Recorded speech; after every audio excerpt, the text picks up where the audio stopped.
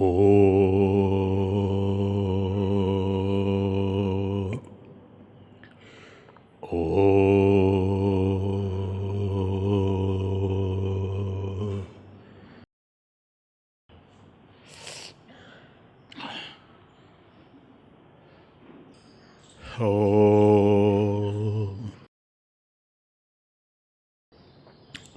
యం బ్రహ్మా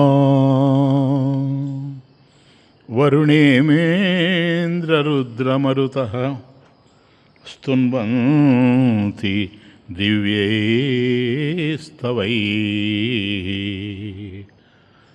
వేదైః సాంగపదక్రమోపనిషదైః గాయంతి యం సామగాః ధ్యానావస్థిత తద్గతేన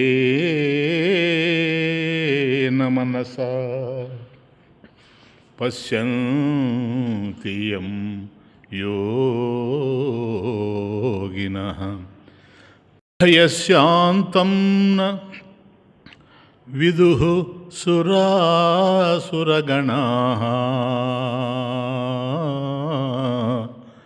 దేవాయ తస్మై నమః. ఓం శ్రీరాఘవం దశరథాత్మజం అప్రమేయం సీతాపతిం రఘుకులాన్వయ రత్నదీపం అజానుబాహుం అరవిందదళాయతాక్షం రామో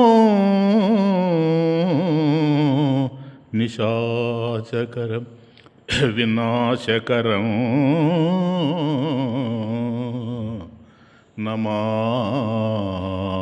నమామి. కృష్ణాయ వాసుదేవాయ దేవకీనందనాయ చ నందగోపకుమారాయ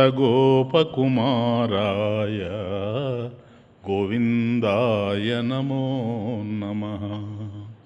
హరి ఓ. బ్రతుకు ఎవరిదైనా ఎలా సాగినా బాధలకు ఎప్పుడూ దూరం కాలేదు.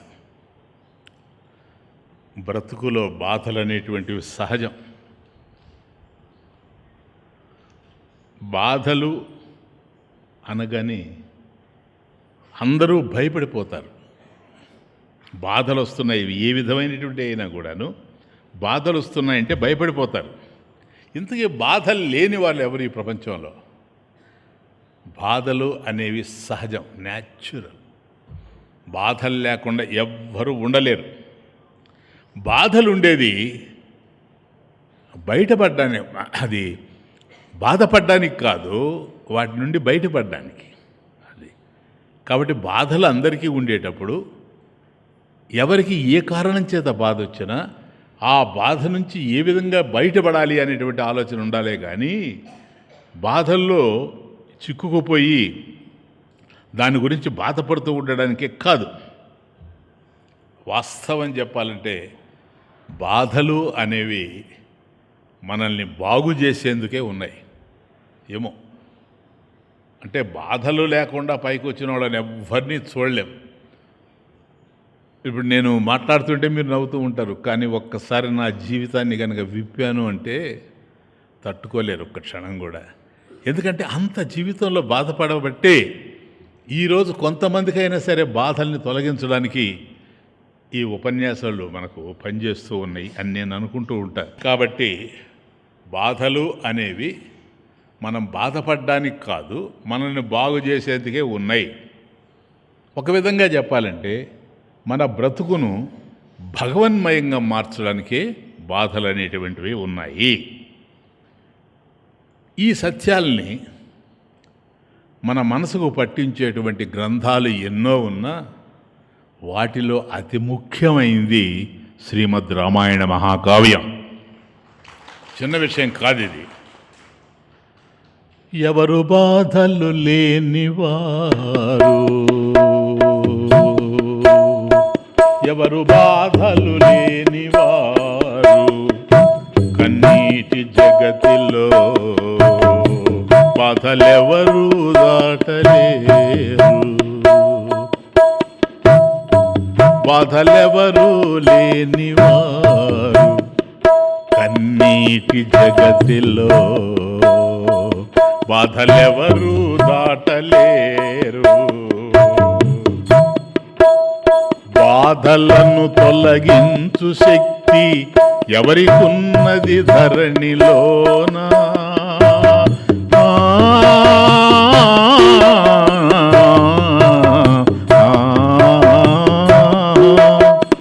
బాధలను తొలగించు శక్తి ఎవరికున్నది ధరణిలోనా.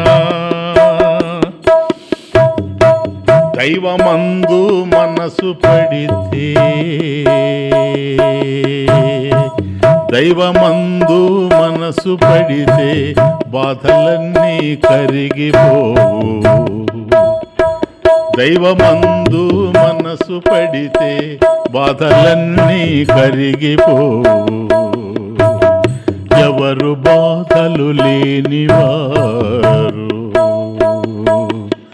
కన్నీటి జగతిలో బాధలెవరు దాటలేరు, బాధలెవరు దాటలేరు.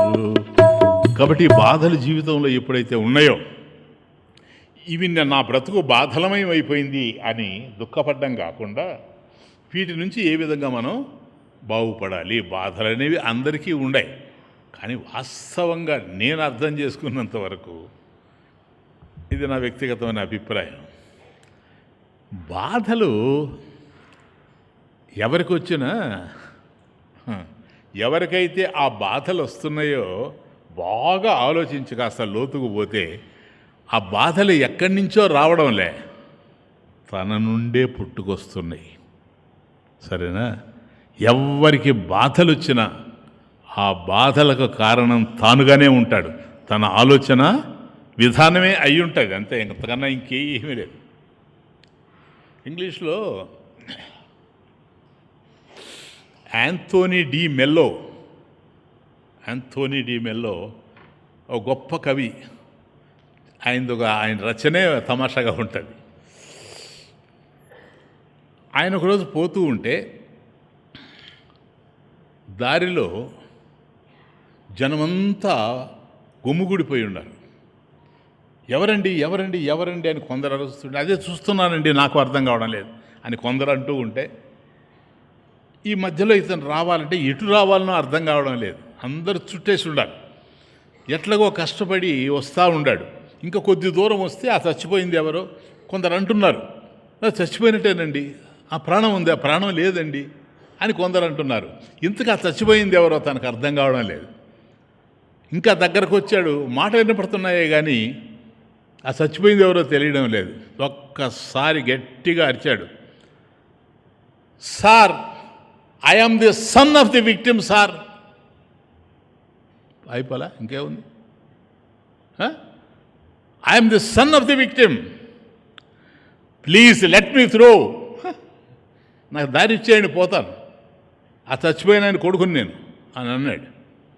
అందరు ఆశ్చర్యపోయారు. ఇంతసేపు శబ్దాలు ఉన్నాయి కానీ ఇప్పుడు శబ్దాలన్నీ ఆగిపోయినాయి. ఒకటే ఒక శబ్దం వచ్చింది మధ్యలో. ఏంటంటే ఒక అతను అంటున్నాడు, పోతాం పదండి, కొడుకు వచ్చాడు. అంతే కదా, I'm the son of the victim అంటున్నాడు కదా, ఆ చచ్చిపోయిన ఆయన కొడుకుని నేను అంటున్నాడు. ఇంకా కొడుకు వచ్చాడు కనుక మనకు అవసరం లేదు అని ఆయన చెప్తూ ఉన్నాడు. కొడుకు వచ్చాడు, పోదాం పదండి. తీరా దగ్గరకు పోతే ఆ చచ్చిపోయింది ఎవరో తెలుసా? గాడిదే సార్, డాంకీ. ఇప్పుడు వచ్చిన ఆయన ఎవరి కొడుకు నేను చెప్పను, ఎందుకంటే మీకు అర్థం కాంది నేను చెప్తాను, కానీ అర్థమైపోయి నేను ఎందుకు చెప్తాను. కాబట్టి ఇప్పుడు అతనికి సమస్య తయారైంది. ఇంతకీ ఎవరు ఈ సమస్యకు కారణం? తానే. తను చేయకూడనటువంటి ఆలోచనలే వీటన్నిటికీ కారణం అవుతాయి సార్. ఎక్కువ శాతం ఎవరి జీవితంలోనూ రానిటి బాధలు, కారణాలు ఎన్నెన్నా చెప్పనివ్వండి, తీరా చూస్తే వాళ్ళే కారణం అయి ఉంటారు. కాబట్టి ప్రతిదీ మనం ఏది ఆలోచించినా, ఏ పని చేసినా, ఏది మాట్లాడినా అది ధర్మబద్ధంగా ఉందా లేదా అనేది చూసుకోవాలి. దానికి పూర్ణ రూపంగా కనపడతాడు రామో విగ్రహవాన్ ధర్మ. ధర్మస్వరూపుడైనటువంటి రాముడు మనకు తెలుస్తూ ఉంటాడు. ఈ రాముడి యొక్క చరిత్ర, రామస్య అయనం ఇది రామాయణం. కాబట్టి ఇది రాముని యొక్క గాథ, విచిత్రమైనటువంటి గాథ. దీన్ని రచించింది వాల్మీకి. ఇది గాథని రచించింది వాల్మీకి. ఆ వాల్మీకిని చూసినప్పుడు అది సామాన్యమైనటువంటి కథ కాదు. చూస్తారు మీరు. అసలు నాకైతే రాస్తూ ఉంటే ఎన్నిసార్లు కళ్ళ నుండి నీళ్లు కింద పడిపోయినాయో తెలియదు. అది రామకథ. అంత అద్భుతమైనటువంటి గాథ అందరూ రాయలేరు. అందుకని దాన్ని ఆదికావ్యము అన్నారు, ఆయన్ని ఆదికవి అన్నారు. అంతే. ఆయన తర్వాత ఎవరినైనా చెప్పాలి వాల్మీకి మహర్షి. కూజంతం రామ రమేతి.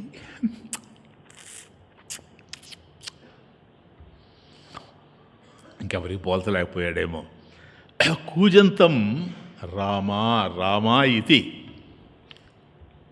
మధురం మధురాక్షరం కూజంతం రామ రామేతి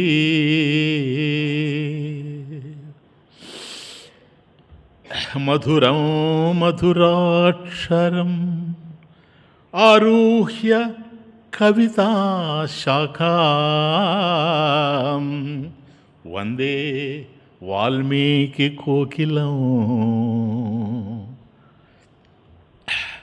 కవిత్వం అనేటువంటి కొమ్మ మీద కూర్చొని, అది ఆరుహ్య కవితాశాఖం, కవిత్వము అనేటువంటి ఒక కొమ్మ మీద కూర్చొని రామా రామా అంటూ, రామ రామేతి కూజంతం కూస్తూ ఉంది అక్కడ కోవెల.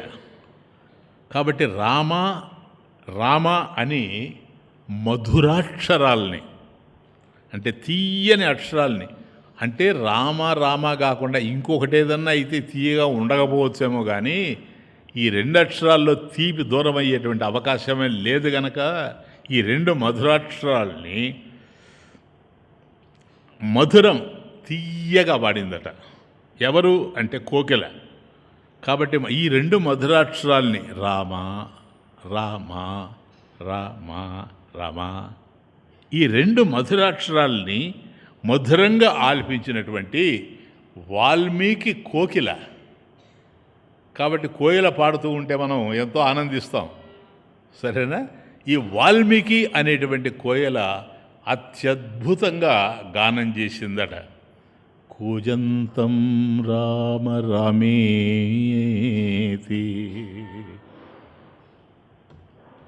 మధురం మధురాక్షరం ఆరుహ్య కవితాశాఖా వందే వాల్మీకి కోకిలం. ఇది అంటే అది ఆది కావ్యం, ఆది కవి రచించాడు. అది ఒక్కసారి రామ అనేటువంటి మధురమైనటువంటి తీయని అక్షరాల్ని పలుకుతూ ఉంది వాల్మీకి అనేటువంటి కోకిల. సరేనా? రమంతే అస్మిన్ ఇది రామ. రామ అనేటువంటి పదం దీని అర్థం ఏమిటి అని ఆలోచిస్తే, రమంతే అస్మిన్ ఇది రామ, అందరూ ప్రతి ఒక్కరూ ఎవరిలో అయితే ఆనందాన్ని పొందుతారో అతడే రాముడు. అది రమంతే యస్మిన్ ఇది రామ. ఎవరిలో అయితే ఆనందాన్ని పొందుతారు. ఈ ప్రపంచంలో చాలామందికి ఆనందాన్ని ఇస్తూ ఉంటారు. కొందరికి తండ్రి ఆనందం, కొందరికి తల్లి ఆనందం, కొందరికి భర్త ఆనందం, కొందరికి భార్య ఆనందం కదా. కానీ ఇతను వాల్మీకి రచించినటువంటి రాముడు ఎవరైతే ఉన్నారో ఈ రామ, ఇతనిలో అందరూ ఆనందాన్ని పొందుతారు. రామా అనగానే ఆనందం వచ్చేస్తుంది అంతే, ఇంకా రెండవ ఆలోచన లేదు. అతడే రాముడు. ఆనందం అనేది ఎక్కడుంటుంది అని ఆలోచిస్తే ఆనందం సత్య వస్తువులో ఉంటుందే కానీ అసత్య వస్తువులో ఉండే అవకాశం లేదు. అనిత్యంలో ఆనందం ఎప్పుడూ కనిపించదు. ఎందుకని? ఈరోజు అది నీకు ఆనందాన్ని ఇస్తూ ఉండినా మరొక రోజు దుఃఖాన్ని పంచేటువంటి అవకాశం ఉంటుంది.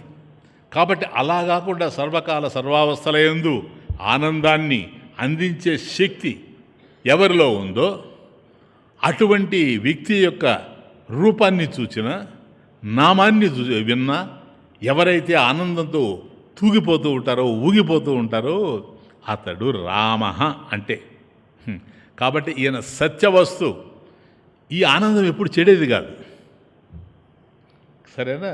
ఇప్పుడు మనకి ఈ ప్రపంచంలో కొన్ని ఆనందాలు ఉంటాయి, చెడిపోతాయి.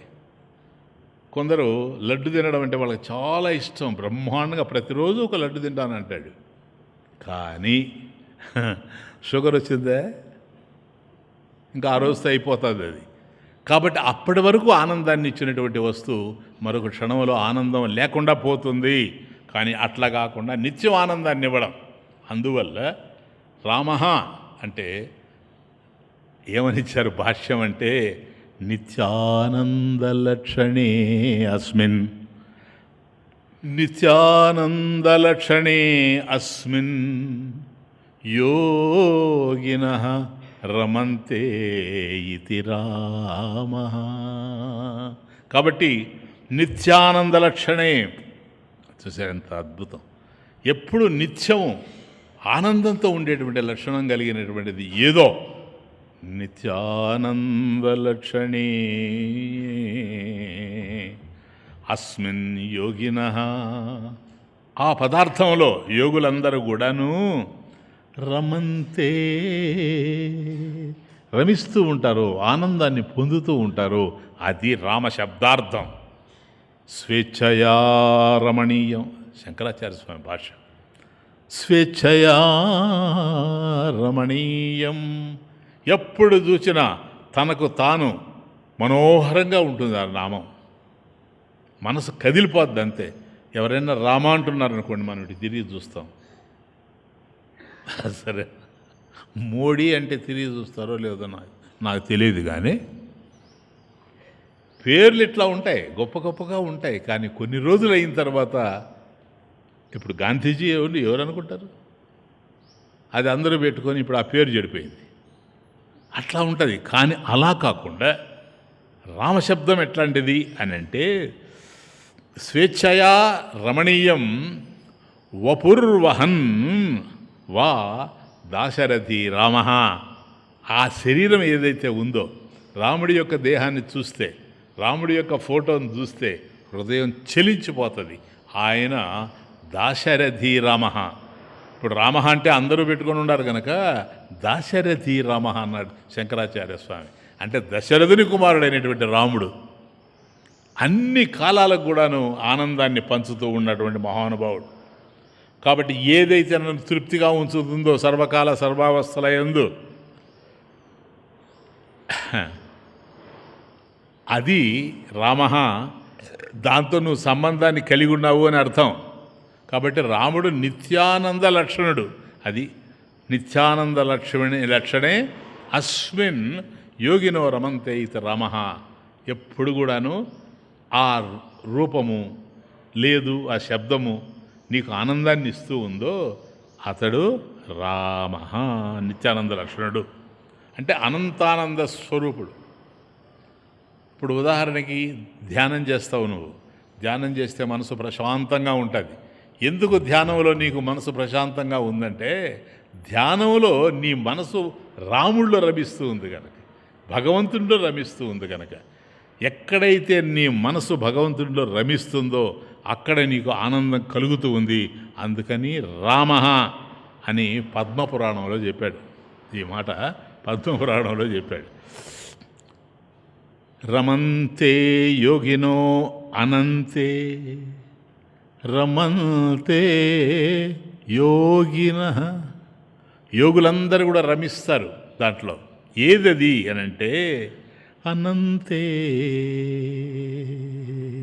కాబట్టి రామ అనేటువంటి నామం అనంతం, అంతం లేనిది. దేశత, కాలత, వస్తుత, ఈ మూడిట్లో చూస్తే అది అంతం లేనిటువంటిది కనుక అనంతం, ఆనందాన్ని ఇస్తుంది. నిత్యానందే, అనంతే నిత్యానందే. అది అనంతంగా, ఇన్ఫినిట్, అనంతంగానూ ఉంటుంది, నిత్యానందంగానూ ఉంటుంది. చిదాత్మని, నీ ఆత్మయందే ఆనందాన్ని అందిస్తూ ఉంటుంది, బయట దాని మీద ఆధారపడి లేదు. ఇంకేదైనా కావాలంటే మనం బయట మరొక దాని మీద ఆధారపడి ఉండాలి. ఇక్కడ అట్లా అవసరం లేనే లేదు. చిదాత్మని ఇది రామపదేన, ఆ రామ అనేటువంటి అక్షరాల వల్ల ఏతత్ పరంబ్రహ్మ అభిధీయతే. కాబట్టి దీనివల్ల ఎవరు తెలుస్తున్నారు మనకు అంటే సాక్షాత్తు భగవంతుడు తెలుస్తూ ఉన్నాడు. ఏతత్ రామపదేన ఏతత్ పరంబ్రహ్మ అభిధీయతే. కాబట్టి పరమేశ్వరుడే ఆ రామపదంతో మనకు తెలుస్తూ ఉన్నాడు అని అర్థం. అతడే రమణీయమైనటువంటి దశరథాత్ముడైనటువంటి శ్రీరాముడు అని స్తోతవ్యుడు రామ ఇది.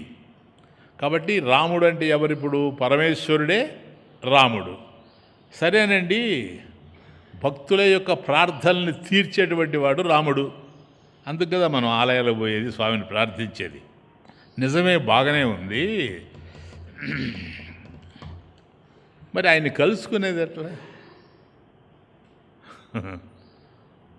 ఎట్లా ఎట్లా రీచ్ కావాలి? ఈ రాముడు ఇట్లాంటి వాడే. How do I reach this Rama? అసలు కదా, ఆయన గొప్పవాడు అంటే ఆయన కలుసుకోవాలనుకుంటాం కదా. How do we reach this Rama? చెప్పనా? Through Rama we can reach Rama. అర్థమైంది బాగా? రాముని ఎట్లా కలుసుకోవాలంటే రాముడి ద్వారానే కలుసుకోవాలి సార్, ఇంకొక మార్గమే లేదు. ఎందుకని? అనంతమైనటువంటి వస్తువులు రెండు లేవు, ఉండేది ఒకటే, ఇన్ఫినిట్. కాబట్టి రాముడు ఎప్పుడైతే అనంతంగా ఉన్నాడో, చిదాత్మ స్వరూపుడు, ఆయన్ని రాముడి ద్వారా కలుసుకోవాలనే కానీ ఇంకొక విధంగా కలుసుకునేందుకు అవకాశం లేదు. The way is Rama and the end is also Rama. ఆ రాముడిని కలుసుకోవడానికి మార్గం ఏది అంటే రాముడే.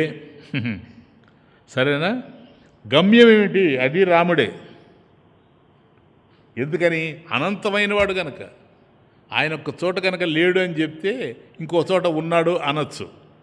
రామ అంతటా ఉండేటువంటి వాడు కనుక ఆయన అనంతుడు, లిమిట్లెస్.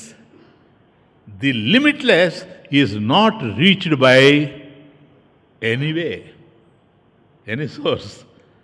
కాబట్టి ఎప్పుడైతే అది అనంతం అని అంటూ ఉన్నామో, అనంతమైనటువంటి దాన్ని చేరడానికి మరొక మార్గం లేదు. ఏతత్ తం ఏతం విద్వాన్ అమృతైహ భవతి. దీన్ని తెలుసుకుంటే, రామతత్వాన్ని ఎవడైతే తెలుసుకుంటాడో వాడు అమృత ఇహ భవతి. ఇహ, ఈ ప్రపంచంలోనే జీవించి ఉండగానే అమృతాన్ని పొందుతాడు అని ఉపనిషత్తు చెప్తూ ఉంది. తైత్తిరీయం మీకు చెప్పాను. కాబట్టి ఏతం విద్వాన్ అమృతైహ భవతి, ఇది తెలుసుకున్నటువంటి వాడు అమృత స్వరూపుడు అవుతున్నాడు, అనంతుడు అవుతున్నాడు అని అర్థం. నాణ్య పంద విద్యతే అయనాయ, నా అన్య పంద విద్యతే అయ్యనాయ. దీనికి మరొక మార్గమే లేదు. బాగా అర్థమయ్యేటట్టు చెప్పుకోవాలంటే, భగవంతుడిని తెలుసుకోవాలంటే భగవంతుడి ద్వారానే తెలుసుకోవాలి. క్లియరా? భగవంతుడిని చేరాలి అంటే భగవంతుడి ద్వారానే చేరాలి. రామ అని ఇంతసేపు ఏం తెలుసుకున్నాం మనం? రాముడు అంటే భగవంతుడు కదా. భగవంతుడిని ఎలా తెలుసుకోవాలి? రామశబ్దం ద్వారానే తెలుసుకోవాలి. అంతే. రామస్వరూపాన్ని అర్థం చేసుకోవాలి, లేదా రాముడి ద్వారా తెలుసుకోవాలి. మరి ఎక్కడున్నాడు స్వామీజీ ఆ రాముడు? కనెక్షన్ ఇస్తా ఉన్నాను. ఎక్కడున్నాడు రాముడు? తెలియదు స్వామీజీ. నిజమే. నీకు ఏది తెలిసినా ఈ ప్రపంచంలో నీకన్నా అన్యంగా ఉండేది తెలుస్తుందే కానీ ఇంకోటి తెలియదు కదా. ఒక్కోసారి మీ అనుభవంలో ఉండేది చెప్తా. కళ్ళజోడు పెట్టుకొని రాసుకుంటూ ఉంటారు, మధ్యలో ఎవరు వస్తారో మాట్లాడతారు. ఆ తరువాత రాయడానికి ప్రయత్నం చేస్తే ఏమి కళ్ళజోడు తీసుకురా అంటాడు భార్యని. ఆవిడంటది నీ కర్మ కాలిపోను, పెట్టుకొనే ఉండవు కళ్ళజోడు, మళ్ళీ అడుగుతావేంటి? జరగలా ఇవన్నీ. ఎందుకని? నీ దగ్గరే ఉంది వస్తువు, కానీ నీ దగ్గర ఉన్నట్టుగా నీకు తెలియడం లేదు. రాముడు ఎక్కడో కాదు ఉండేది, ఇక్కడే. ఇక్కడ కనుక రాముడు లేకపోతే మరుక్షణం ఇది శవంగా మారిపోతుంది. కనుక ఏది ఉండడం వల్ల ఈ దేహం తిరుగుతూ ఉందో అదే రాముడు. సరేనా? నువ్వు ఏ ఆటలన్నా ఆడు, కానీ రాముడు నీ హృదయంలో ఆడుకుంటూనే ఉంటాడు. భగవంతుడు నీ కళ్ళతో చూసేది తానే, అదొక ఆట. నీ చెవుల ద్వారా వినేది తానే, అదొక ఆట. నువ్వు భోంచేసిన దాన్ని జీర్ణం చేసేది తానే, అదొక ఆట. నీ నాలుక ద్వారా మాట్లాడేది తానే, అదొక ఆట. కేళతి మమ హృదయే, కేళతి మమ హృదయే, కేళతి మమ హృదయే రామ, కేళతి మమ హృదయే రామ, కేళతి మమ హృదయే రామ,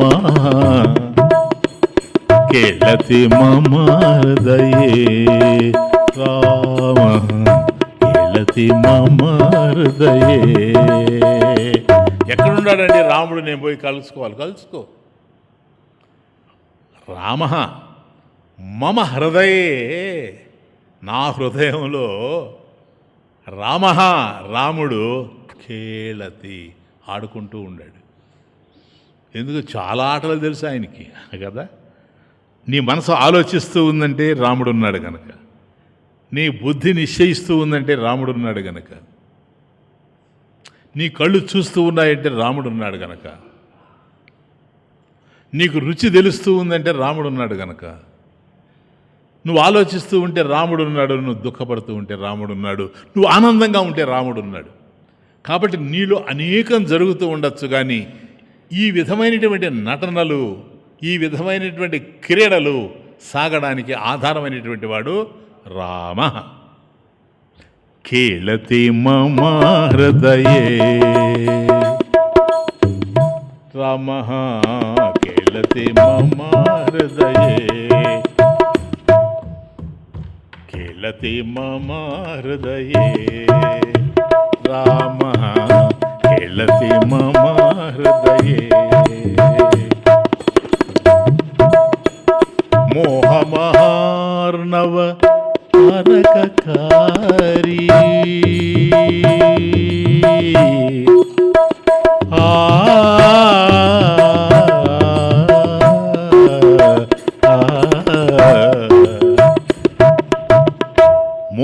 మోహమహార్ణవ తారకకారీ, మోహమహార్ణవ తారకకారీ, రాగద్వేష ముఖాసురమారీ, మోహమహార్ణవ తారకకారీ, మోహమహార్ణవ తారకకారీ, రాగద్వేష ముఖాసురమారీ, కేళతి మమ హృదయే రామ, కేళతి మమ హృదయే రామ, కేళతి మమ హృదయే. శాంతి విదేహ సుతా సహచారి, శాంతి విదేహ సుతా సహచారి, శాంతి విదేహ సుతా సహచారి, దహర అయోధ్య నగర విహారీ శాంతి విదేహ సుఖ సహచారి దహర అయోధ్య నగర విహారీ కేలతి మమ హృదయే రామ కేలతి మమ హృదయే పరమహంస సామ్రాజ్యోద్ధారి పరమహంస సామ్రాజ్యోద్ధారి సత్య జ్ఞానానంద శరీరీ పరమహంస సామ్రాజ్యోద్ధారి సత్య జ్ఞానానంద శరీరీ కేళతి మమ హృదయే రామ కేళతి మమ హృదయే. సదాశివ బ్రహ్మేంద్ర స్వామి వారు అయ్యా ఎట్లా క్రీడిస్తూ ఉన్నాడు రాముడు అంటే, ఆ మహానుభావుడు జీవన్ముక్తుడు ఆయన కనపడతా ఉన్నాడు ఈ విధంగా. అయ్యా కేళతి మమ హృదయే రామ రామచంద్రమూర్తి మమ హృదయే నా హృదయంలో కేళతి క్రీడిస్తూ ఉన్నాడు. అక్కడ పిల్లలు ఆడుతూ ఉంటే మీకు కనపడుతూ ఉండారు, కానీ ఇక్కడ రాముడు ఆడుతూ ఉంటే మీకు కనపడడం లేదు, నాకు తెలుస్తూ ఉన్నాడు. ఆడ ఆడుతూ ఏం చేస్తున్నాడండి? పిల్లలు ఆడుతూ గెలుస్తారు. ఇక్కడ కూడా ఆయన అంతే. మోహ మహార్ణవ తారకకారి బ్యూటిఫుల్. మోహ మహార్ణవ, మోహము ఇన్ఫాచ్యువేషన్, మోహం అనేటువంటి సాగరాన్ని మోహ మహార్ణవ తారక దాన్ని దాటడానికి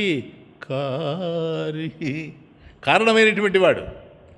కాబట్టి ఈ సముద్రం, ఏదైతే సంసారం అనేటువంటి సముద్రం ఉందో దీనిని దాటలేక మనం బాధపడుతూ ఉంటే, ఈ సంసార సాగరాన్ని అవలీలగా దాటించడానికి ఎవరు కారణమో, ఎవరి అనుగ్రహం చేత ఈ సంసారం అనేటువంటి సాగరాన్ని మనం దాటుతామో, ఆ రాముడు నా మనసులో క్రీడిస్తూ ఉన్నాడు. ఇంక సంసారం నన్నేం బాధిస్తుంది అంటాడు సదాశివ బ్రహ్మేంద్ర స్వాములు గారు. సంసారం బాధించాలంటే రాముడు ఉన్నాడు అయ్యా. ఇక్కడ రాముడు ఉండి ఆయన క్రీడిస్తూ ఉన్నాడు గనక ఆనందంతో ఉన్నామే కానీ దుఃఖంతో లేము. ఇప్పుడు ఆడేవాడు ఆనందంతో ఆడతాడు కానీ ఏడుస్తూ ఆడతాడా? లేదు. కాబట్టి అందుకని క్రీడతి అనడానికి కారణం అదే. ఇది ఆనందానికి సంబంధించినటువంటి విషయం. అంతేకాదు మరి ఎట్లా? మోహ మహార్ణవ తారకకారి, మోహం అనేటువంటి ఈ గొప్ప సముద్రాన్ని దాటించడానికి కారణమైనటువంటి వాడు తాను. ఆయన యొక్క కృప ఉంటేనే మనం దాటుతాం, లేకపోతే దాటేటువంటి అవకాశం లేనే లేదు. సంసారం అట్లాంటిది. అక్కడ ఎవరున్నారండి? రాగద్వేష ముఖాసుర మరి. రాగద్వేషం అంటే కుంభకర్ణ రావణ ఇద్దరే. రాగద్వేష ముఖ అసురమారి, రాక్షసుల్ని ఎట్లాగైతే అక్కడ మనకు కుంభకర్ణ రావణులు కనపడుతూ ఉన్నారో, అట్లాగే మన జీవితాల్లో రాగద్వేషాలు. నాకు ఇవంటే ఇష్టం, అదంటే కష్టం. నాకు ఆయనంటే ఇష్టం, ఈయనంటే కష్టం. కాబట్టి రాగద్వేషాలు పెనవేసుకొని ఉన్నాయి. ఈ రాగద్వేషాలతో కూడినటువంటి ఒక పొట్లమే జీవితం కనుక ఎప్పుడు ఏవి బాధ పెడతాయో తెలియదు. రాగాలు కృంగదీస్తూ ఉంటాయి, ద్వేషాలు కృంగదీస్తూ ఉంటాయి. ఏం చేయాలనో చేయలేం. రాగద్వేష ముఖాసుర మరి. కాబట్టి రావణ కుంభకర్ణులే కాకుండా కూడా అక్కడ రాక్షసులు కూడా ఉంటారు కదా, ఆ రాక్షసులను కూడా సంహరిస్తాడు.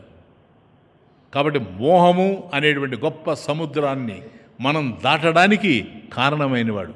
మోహం అంటే ఏదో కాదు, సత్యాన్ని అసత్యంగా, అసత్యాన్ని సత్యంగా చూపెట్టేదే మోహం. ఇదే సంసారం. కాబట్టి సంసారం అనేటువంటి ఈ సాగరాన్ని దాటించడానికి కారణమైనటువంటి వాడు, రాగద్వేషాలు అనేటువంటి వాటిని నశింపజేసేటువంటి వాడు.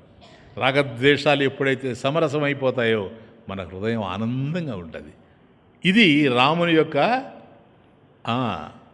అనుగ్రహంతోనే ఇది మనకు సాధ్యం అవుతుంది.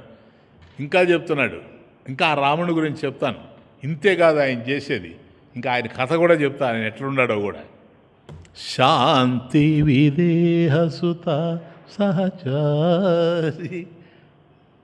విదేహసుత, విదేహరాజు యొక్క కుమార్తె విదేహసుత. ఆమె వైదేహి, ఆమె సీతమ్మ, ఆమె శాంతి స్వరూపం. శాంతి విదేహ సుతా సహచారి, శాంతి విదేహ సుతా సహచారి, దహరాయోధ్య నగర విహారీ, దహరాయోధ్య నగర విహారీ, కేళతి మమ హృదయే రామ, కేళతి మమ హృదయే. దహర అయోధ్య అంటే విదేహరాజు యొక్క కుమార్తె వైదేహి, సీతమ్మకి భర్త ఆయన, సీతమ్మ ఆయన భార్య. ఇంకా ఎక్కడుంటాడండి ఈయన?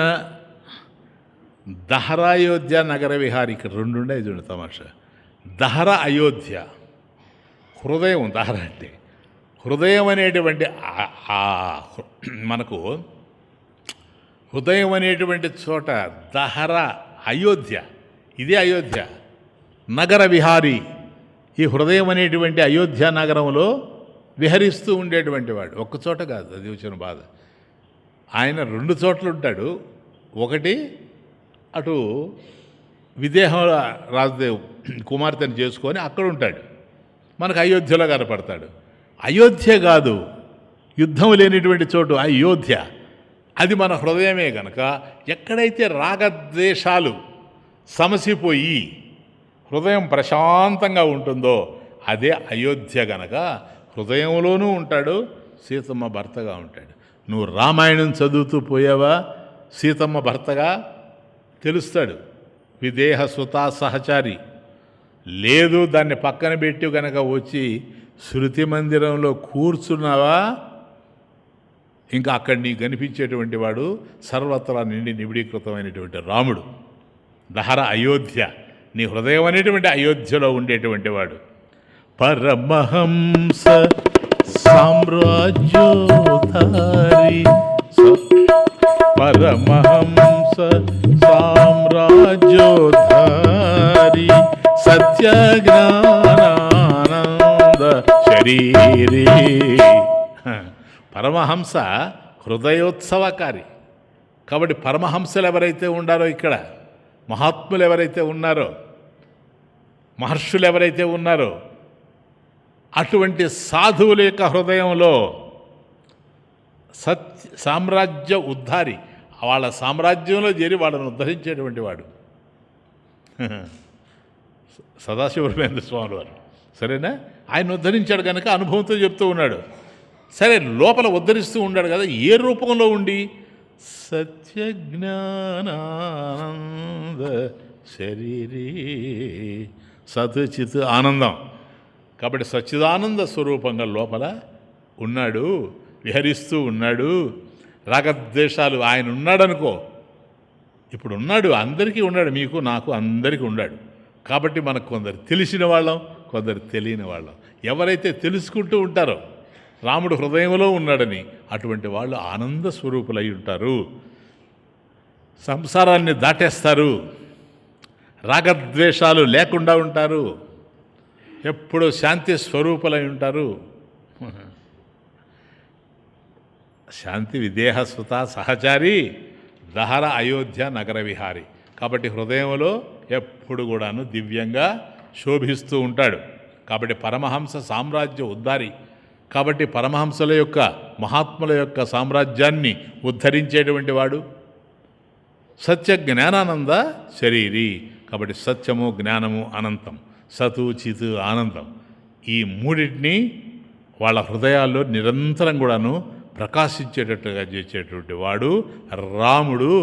ఎక్కడున్నాడండి? నా హృదయంలోనే ఉన్నాడు. నా హృదయంలో ఉండేవాడిని ఎక్కడికి పోయి కలుసుకోవాలి? ఎలా కలుసుకోవాలి? ఎవరి ద్వారా కలుసుకోవాలి? లేనివాడిని అయితే ఆలోచించాలి. శుభ్రంగా ఉన్నాడు సార్, ఉండేటువంటి వాడిని కలుసుకోవడమే. ఇది ఉపనిషత్తుల యొక్క నిర్ణయం.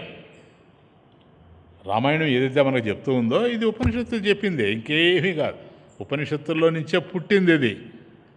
రామయేవ పరం బ్రహ్మ, రామయేవ రాముడే, పరం బ్రహ్మ పరబ్రహ్మస్వరూపం రాముడే, భగవంతుడు రాముడే. రామయేవ పరం బ్రహ్మ, రామయేవ పరం తపః. పరం బ్రహ్మం రాముడే. ఉగ్రమైన తపస్సు చేసావనుకో నువ్వు, ఆ తపస్సు యొక్క స్వరూపం కూడా రాముడే సార్. రామయేవ పరం తత్వం, రాముడే పరతత్వం. కాబట్టి ఏదైతే సత్య జ్ఞానానంద స్వరూపమై తెలుస్తూ ఉందో ఆ పరతత్వం రాముడే. శ్రీరామ బ్రహ్మతారకం, ఈ రాముడే బ్రహ్మం, ఈ రాముడే మనల్ని తరింపజేసేవాడు అని రామరహస్యోపనిషత్తు చెప్తూ ఉంది. రామరహస్యోపనిషత్తులో ఎవరు చెప్తారో తెలుసా మీకు? సనక సనందనాది మహర్షులకి హనుమంతుడు చెప్తాడు. చూడండి ఇంకా ఎట్లా ఉంది. హనుమంతుడు టీచర్. సనక సనందనాది మహర్షులు శిష్యులై కూర్చుంటే అప్పుడు చెప్తాడు, రామయేవ పరం బ్రహ్మ, రామయేవ పరం తపః,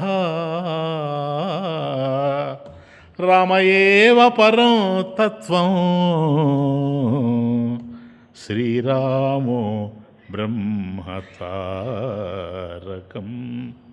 అని రామరహస్యోపనిషత్తు. నాయన దీన్ని బట్టి మీకేమనిపిస్తుంది? రాముడు, రామ అనే శబ్దం రాముడికి ముందే ఉంది, అవునా కాదా? అందుకని దాశరథి రామ, దశరథుని యొక్క కుమారుడిగా రాముడు ఆవిర్భవించాడు. కానీ ఈ రామ శబ్దం ఎక్కడి నుంచి ఉంది అని కనుక మనం ఆలోచిస్తే రాముడు పుట్టకముందే ఉంది. ఎందుకని? ఉపనిషత్తుల్లో ఉంది కనుక. రామరహస్యోపనిషత్ అది. దీన్ని, ఈ రామ వైభవాన్ని ఇప్పుడు రచిస్తాడు. ఇంకా మనం లాస్ట్ టైము మనం ఇంట్రడక్షన్ చూచాము, ఇప్పుడు ఎంటర్ అవుతూ ఉన్నాం. ఇది రచించినటువంటి వాడు వాల్మీకి. వాల్మీకి అంటే వాల్మీకి ప్రభవో యస్మాత్ తస్మాత్ వాల్మీకి ఇది అసౌ. వల్మీకము అంటే పుట్ట, వల్మీకం అంటే పుట్ట. వల్మీకము నుంచి పుట్టినవాడు కనుక వాల్మీకి. చెప్తాను ఎట్లా పుట్టారు స్వామీజీ దాంట్లో నుంచి, దాంట్లో ఏమన్నా దంపతులు ఉండారా ఈయన పుట్టడానికని చెప్తాను. అదేందో పుట్టడం అంటే ఆయన మనకు ఆవిర్భవించడం, ఎట్లా ఆవిర్భవించాడు అనేది. కాబట్టి భృగు వంశంలో రుక్షుడు అనేవాడు ఉండేవాడు. ఆయన బాగా వినండి, స్టార్ట్ అవుతా ఉంది. రుక్షుడు ఇతడు చాలా దుష్టుడు అని చెప్పాలి. ఎప్పుడు హింసా ప్రవృత్తిలో ఉండేవాడు. ఎవరిని ఏ విధంగా హింసిస్తామా అనే ఆలోచిస్తూ ఉండేవాడు. ఎవరికైనా సరే హింస చేయడంలో వెనుకాడేటువంటి వాడు కాడు. అటువంటి వాడు రుక్షుడు. భృగువంశం అయింది. ఇలా ఉంటే ఒకరోజు అరణ్యాల్లో వస్తూ ఉన్నాడు. మధ్యలో ఈ రుక్షుడికి సప్తర్షుల దర్శన భాగ్యం కలిగింది. చూడండి, ఒకరు కాదు, 7 మంది ఋషుల యొక్క దర్శన భాగ్యం కలిగింది. ఎక్కడక్కడ ఇతనికి ఏం నాలెడ్జ్ లేదు. హింసా ప్రవృత్తే ప్రధానమైనటువంటి వాడు. ఈయనకు ఆ దర్శనం కలిగింది. ఎట్లా కలిగింది? ఇదే తమాషా. ఎందుకో తెలుసా? ఎప్పుడో మనకు తెలిసి ఎంతో మంచి చేస్తాం, ఈ ప్రపంచంలో తెలియక ఎన్నో చెడులు చేస్తూ ఉంటాం. ఏ చెడు అయితే మనం ఆచరిస్తామో దాని యొక్క ఫలితం వచ్చినప్పుడు అది భయంకరంగా మన జీవితాన్ని పట్టుకుంటుంది. చూడలే ఎన్ని చూస్తున్నాం. ఎవరి జీవితం ఏ విధంగా అంతరించిపోతుందో తెలియదు. బాగా చదువుతున్నావా అని అడిగాడు. చదువుతున్నాను అన్నాడు. మ్యాథ్స్ చూసుకుంటున్నావా? ఎందుకంటే నేను మ్యాథ్స్లో డల్లు. కానీ ఇప్పుడేంటి తెలుసా, మన ఆశ్రమంలో మ్యాథ్స్లో నేనే టాపు. ఎందుకు చెప్తున్నానంటే అని అంటే జన్మనిచ్చిన తండ్రి గారితో మాట్లాడి, లేదు బాగానే చదువుకుంటున్నాను. అది ఫిబ్రవరి నీకు వచ్చింది. మాకు మార్చిలో అప్పుడు ఎగ్జామ్స్ ఉండేవి, పబ్లిక్ ఎగ్జామినేషన్. వెళ్ళాను.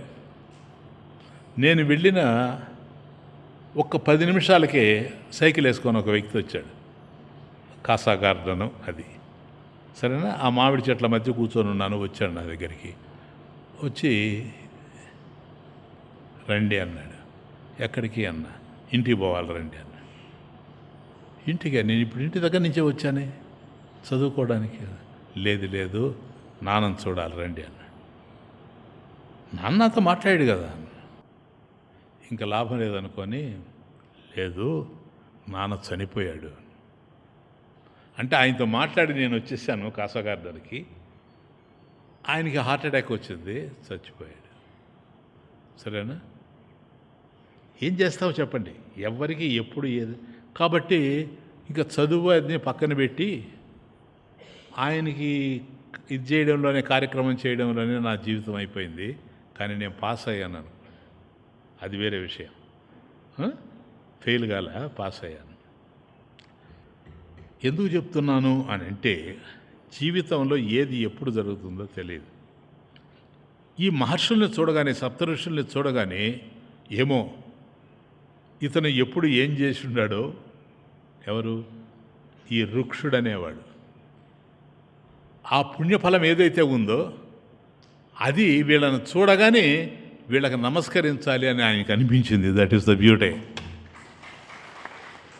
సరే, ఏ చిన్న విషయమా? అంత హింసలో ఉండేటువంటి వాడు నమస్కరించాలి అని అనిపించింది. అంటే ఎప్పుడో చేసుకున్నటువంటి పుణ్యం ఉండడం వల్ల నమస్కారం చేశాడు, లేకపోతే చేసే అవకాశం లేదు. రామ రామ రామ, ఇది రామ మంత్రం కలుస్తుంది. అంత తమాషా. దర్శన దోగన నరసి మెహతా. శ్యామనాథ మోరీ अखिया प्यासे रे,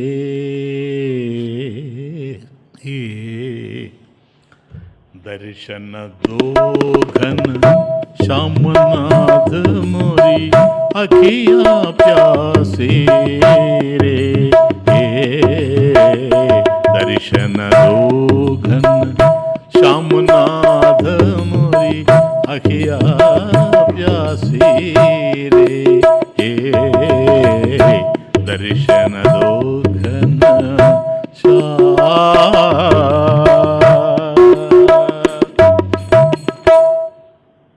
ఏదో దాహం వేస్తే మంచినీళ్ళు తాగలం, ఇది అలాంటి దాహం కాదు. దర్శన దో ఘన శ్యామనాథ మోరీ, కియా ప్యాసే, దర్శన దో ఘన. కృష్ణ, నా కళ్ళు దాహంతో ఉన్నాయి. మామూలు దాహం అయితే మంచినీళ్ళు తాగితే పోద్దేమో కానీ నిన్ను దర్శించాలి అనేటువంటి దాహం ఎక్కువైపోయింది నాకు. ఇది నీళ్లతో తీరేది కాదు, ఇది నోట్లో ఉండేటువంటి దాహం కాదు, ఇది अखिया प्यासी रे दर्शन दो घन श्यामनाथ मोरी अखिया प्यासी रे दर्शन दो घन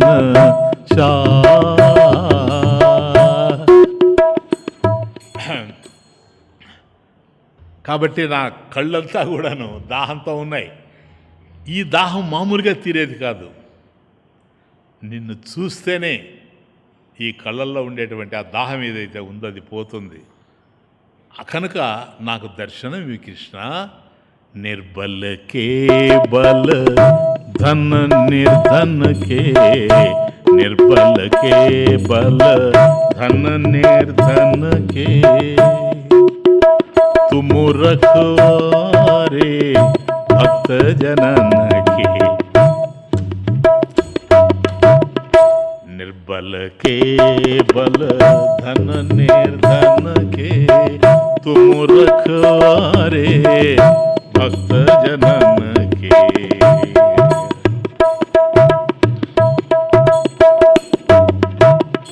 तेरे भजन में सब कुछ पाओ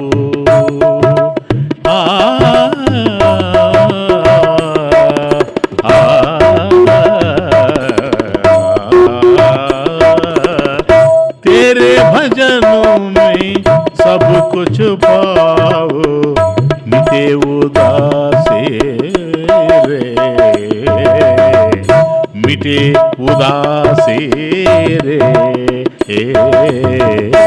दर्शन दो घन श्यामनाथ मोरी आखिया प्यासी रे निर्बल के बल కృష్ణ బలం లేని వాళ్ళకి బలం నువ్వు. సరేనా? నా అనుభవం అది. బలం లేని వాళ్ళకి బలము నువ్వు. నిర్బల్ కే బల్ ధన నిర్ధనకే ధనము లేని వాళ్ళకి ఐశ్వర్యం నువ్వు. బలము లేని వాళ్ళకి బలము నువ్వు కృష్ణ. ధనము లేని వాళ్ళకి ఐశ్వర్యం నువ్వే. తుమ్ము రఖవారే భక్త జననకే భక్త జనులకు రక్ష నువ్వే. భక్తుడు అయిపోవాలి కానీ వాడు రక్ష నువ్వే. ఇంకేం కావాలి చెప్పండి? రామ్ రాఖే రామ్ రాఖే ఉసే కౌన్ చాకే. ఏదో ఒకటి ఉంది తమాషాగా. రాముడు రక్షించేవాడిని శిక్షించేవాడే ఉంటాడు ఈ ప్రపంచంలోని. చాలా అందమైనటువంటి వాక్యం అది. రాసుకోండి, ఇళ్లలో వాడుకోవచ్చు. కాబట్టి రామ్ రాఖే, ఎవరినైతే రాముడు రక్షిస్తూ ఉంటాడో ఊసే కౌన్ చాకే, వాణ్ణి శిక్షించేవాడు ఎవడుంటాడు ఈ ప్రపంచంలో. అది అందుకని ఎప్పుడు ధైర్యంగా ఉంటారు భక్తులు. కారణం ఏంటో తెలుసా? రాముడు ఉన్నాడు నా వెనక, కృష్ణుడు ఉన్నాడు నా వెనక, అంతే, ఇంకేమీ లేదు. నిర్బల్ కే బల్ ధన నిర్ధన కే तुम रखवारे भक्त जनन के तेरी भजन में सब कुछ पाओ।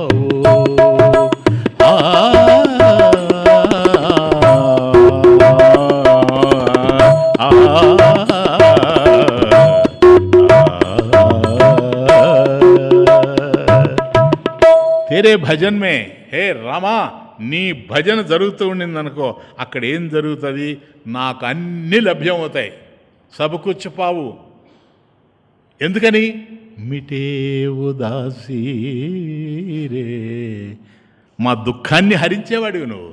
మాకు దుఃఖం ఎక్కడి నుంచి వస్తుంది? మా దుఃఖాన్ని పోగొట్టేటువంటి వాడివి నీవు.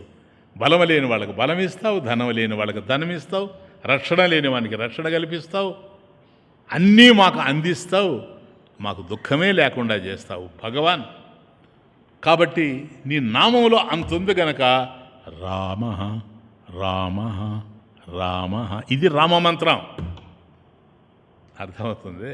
వాళ్ళను చూడగానే నమస్కరించాడు.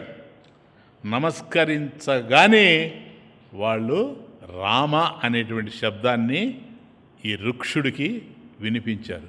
ఆ శబ్దం వినగానే ఇక దాని మీదనే పడ్డాడు.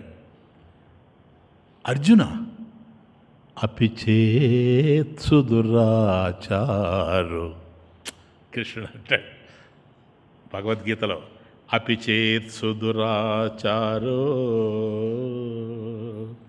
భజతే మాం అనన్యభాక్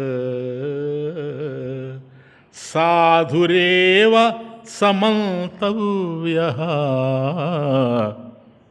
సమ్యక్ వ్యవసితో హి సహ.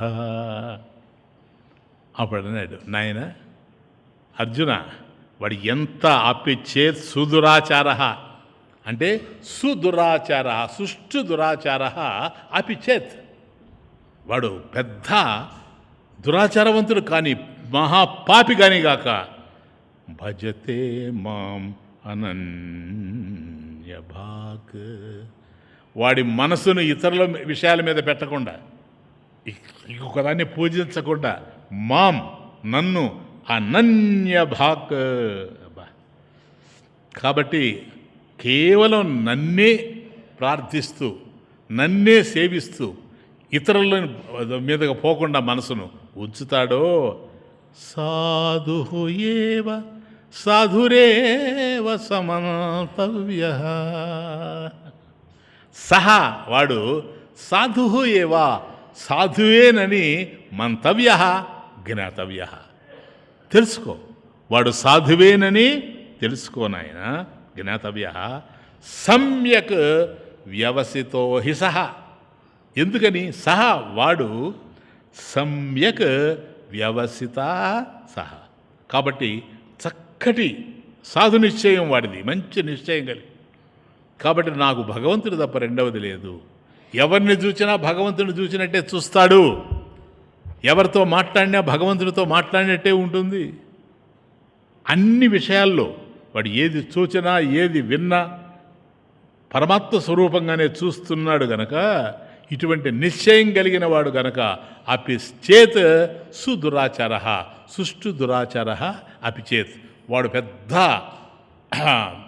మూర్ఖుడైనా హింసాపరుడైనా సరే దురాచారవంతుడైనా ఏమి లేదు, వాడు నిశ్చయం చేసుకున్నాడు గనక సాధు నిశ్చయ సహ, వాడు సాధు నిశ్చయం చేసుకున్నాడు, మంచి నిశ్చయం కలిగిన వాడు. ఇటువంటిది ఇది భక్తి అంటే, అసాధ్యాలను సాధ్యాలుగా మార్చేటువంటి శక్తి భక్తి ఒక్కదానికే ఉంది. కాబట్టి 100 మంది కూర్చొని ఏది చేయలేకపోయినా వాడు చేసేస్తాడు. అదే కాబట్టి అసాధ్యాల్ని సాధ్యాలుగా మార్చేటువంటి శక్తి భక్తికే ఉంది. ఈశ్వరం అనన్యభాక్ అంటే అనన్యభక్తి సన్, వాడికి ఎప్పుడైతే అనన్య భక్తి ఉందో సాధు ఏవ మంతవ్య జ్ఞాతవ్య ఇది, వాడిని సాధువు అని అనుకో నువ్వు. ఇది ఎప్పుడు తొంగిచొస్తుందో తెలీదు. ఈ తమాషా చూడండి, ఈ రుక్షుడు అనేటువంటి వాడు వాస్తవంగా ఏం చేశాడో వాడు ఇప్పుడు చూస్తూ ఉంటే అందరినీ హింసిస్తూ ఉన్నాడు, అందరినీ బాధిస్తూ ఉన్నాడు, హింసా ప్రవృత్తితోనే జీవిస్తూ ఉన్నాడు. కానీ వాడు గతంలో ఏం చేశాడో అది భగవంతుడికే తెలుసు. ఎట్లాగైతే మనకు పొద్దు పొడవగానే ఉదయాన్ని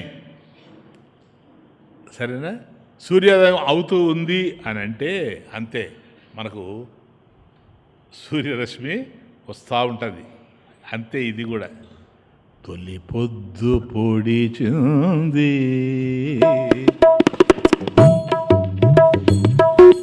తొలి పొద్దు పొడిచింది మన తలరాత మారింది, తొలి పొద్దు పొడిచింది మన తలరాత మారింది, హృదయ హృదయము ఆలయమైనది, హృదయము ఆలయమైనది, ఆనందము దైవమైనది. హృదయము ఆలయమైనది, ఆనందము దైవమైనది. తొలి పొద్దు పొడిచింది, మన తలరాత మారింది. చూసారా, వచ్చేసింది టైం. ఎప్పుడేం చేసి ఏది కూడా నాయన మన కార్యాలు ఏవి కూడా మనకు ఒక మంచి అవగాహన ఇచ్చి జీవితాన్ని సరిచేస్తాయే కానీ బాగు చేయవు. కానీ మనం అట్లా జీవించాలి, అది వెరీ వెరీ ఇంపార్టెంట్. కాబట్టి తొలి పొద్దు పొడిచింది, మన తలరాత మారింది. హృదయము ఆలయమైనది, ఆనందము దైవమైనది. కాబట్టి కేళతి మమ హృదయ రామ అయిపోయిందా ఇప్పుడు? కాబట్టి మన హృదయంలో ఉండేటువంటి వాడు రాముడే. ఇప్పుడు మన కేడ కనపడతా ఉన్నాడు, కనపడదు కదా. ఒకటి చెప్తా, కన్నికరించాడు కనిపించని వాడు, కన్నికరించాడు కనిపించని వాడు, కల చెదరింది మనసుకు కనువిప్పు కలిగింది, కల చెదరింది మనసుకు కనువిప్పు కలిగింది. ఇప్పుడు ఆ మహర్షులు వస్తూ ఉంటే ఉదయం లేచిన మొదలుకొని ఎవరినైనా చూస్తే వాడి జేబులో ఏముందా కొట్టేస్తావని ఆలోచించేటువంటి పాపాత్ముడు 2 చేతులతో ఇతరులని దొంగతనం చేసేవాడు ఇప్పుడు 2 చేతులు కలిపి దండం పెడుతూ ఉండాడు వాళ్ళకి. ఎట్లా ఇది సాధ్యమైంది ఏమో. కన్నికరించాడు కనిపించని వాడు, కల చెదరింది మనసుకు కనువిప్పు కలిగింది. కాబట్టి ఈరోజు ఏమో జరుగుతూ ఉంది, వేరైపోయింది. కాబట్టి కళ్ళు మూసుకొని ఉంటే మనకేం కనిపించకపోయినా కళ్ళు తెరిస్తే ఎట్లాగైతే కనపడుతుందో ఇట్లాగే కనువిప్పు కలిగింది అంటాడు మనసుకి. కళ్ళకు కాదు, మనసుకి. మనసుగా కనువిప్పు కలిగిందంటే ఎక్కడో ఎప్పుడో ఏదో చేశాడు. ఆ సుకృతం ఏదైతే ఉందో దాని ప్రభావంతో ఇప్పుడు కనువిప్పు కలిగింది.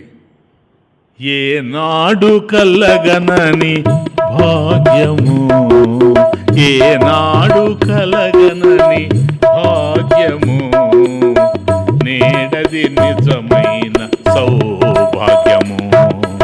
ఏనాడు కలగనని భాగ్యము, నేడది నిజమైన సౌభాగ్యము. తొలి పొద్దు పొడిచింది, మన తలరాత మారింది. హృదయము ఆలయమైనది, ఆనందము. హృదయము ఆనందమైనది, హృదయము ఆలయమైనది, ఆనందము దైవమైనది. కాబట్టి ఇప్పుడు కేళతి మమ హృదయ అన్నాం. ఎట్లా ఉన్నాడు ఇప్పుడు? ఇదండి ఇక్కడికి వచ్చేటప్పటికి మన హృదయంలో క్రీడిస్తూ ఉన్నాడంటే ఎట్లా క్రీడిస్తూ ఉన్నాడు? ఆనంద స్వరూపంగా, అంతే, ఇంకేమీ లేదు. కాబట్టి రామమంత్రం వాళ్ళు చెప్పేశారు, రామ రామ రామ ఫినిష్. మననాథ త్రాయితే ఇది రామ. మననం చేసేటువంటి వాడిని రక్షించేటువంటిది నామం, అదే రామనామం. ఇది ఇప్పుడు ఇద్దరు, ఇది మనకు ఉత్తర హిందుస్థానంలో కనపడుతుంది. ఇద్దరు కనుక పరస్పరం ఎదురుగా ఒకరికొకరు కనుక కనపడితే వెంటనే ఏమంటారు తెలుసా? ఇప్పుడు దరిద్రాలన్నీ వచ్చేస్తున్నాయిలే కదా. ఇటీవల నన్నే అన్నాడు ఒక అతను, స్వామీజీ అన్నాడు. ఇటు తిరిగి చూశాను నేను, హాయ్. ఏం చెప్పాలో నాకు అర్థం కాలే. ఎందుకంటే ఇట్లా ఆ రోజుల్లో అది కాదు. ఉత్తర హిందుస్థానంలో ఒక మనిషి ఇంకొక మనిషికి ఎదురుపడితే రామ్ రామ్ అని, వాట్ ఏ వండర్ఫుల్ థింగ్. వినుంటారు మీరు కూడా, రామ్ రామ్ రామ్ రామ్ రామ్ రామ్ అంటే ఏమని, నేను రాముడిని, నువ్వు రాముడివి ఫో. అందుకని 2 సార్లు రామ్ రామ్. అయ్యా నువ్వు నాకు కనపడుతూ ఉన్నావు, నువ్వు నాకు రాముడివి, నేను కూడా నీకు రాముడిని. అందువల్ల నీ వల్ల నాకు ఏ బాధ కలగకూడదు, నా వల్ల కూడా నీకు ఏ బాధ కలగకుండా ఉండుగాక అని కలవగానే, ఒకరినొకరు కలవగానే ఆ ప్రేమ అనేటువంటిది ఉట్టుపడతా ఉన్నది. ఇది కాబట్టి ఈయన అక్కడి నుంచి పోయి ఆ మహర్షులు ఏవైతే చెప్పారో రామ అని అదే పెట్టుకొని రామ రామ రామ రామ అంటూ ఒక చెట్టు కింద కూర్చున్నాడు ఒక చోట. కూర్చొని చెప్తూనే ఉన్నాడు రామ రామ రామ. సపోజ్ ఇప్పుడు మనం చెప్తాం అనుకోండి, ఇవన్నీ బాధలు ఈ రోజుల్లో.